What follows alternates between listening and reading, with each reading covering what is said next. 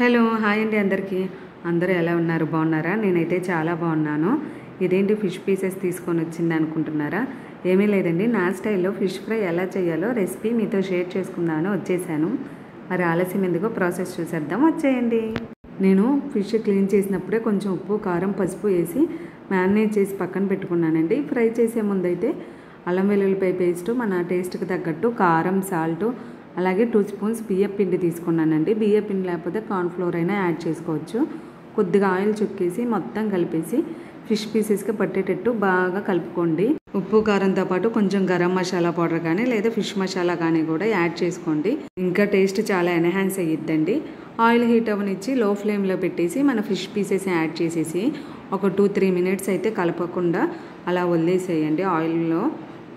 2 minutes తర్వాత స్లోగా రెండో వైపు కూడా టర్న్ చేసుకోండి ఎర్రగా వేగిన తర్వాత ఇక్కడ చూసారా ఒకవైపు కొద్దిగా బాగా వేగింది కదా రెండో సైడ్ కూడా టర్న్ చేసేసుకోండి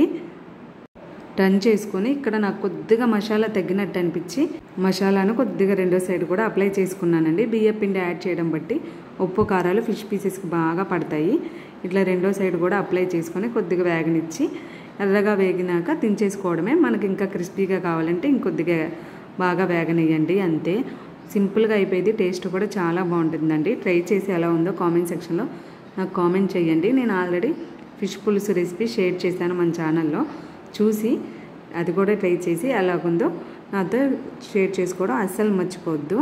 లాస్ట్లో కొత్తిమీరతో గార్నిష్ చేసుకొని సర్వ్ చేసుకుంటే ఎమ్మీగా ఉండే ఫిష్ ఫ్రై రెసిపీ రెడీ అయిపోయినట్టే మీకు నచ్చితే మాత్రం మర్చిపోకుండా మన ఛానల్ని సబ్స్క్రైబ్ చేసి మీ ఫ్రెండ్స్కి కూడా షేర్ చేయడం అస్సలు మర్చిపోవద్దండి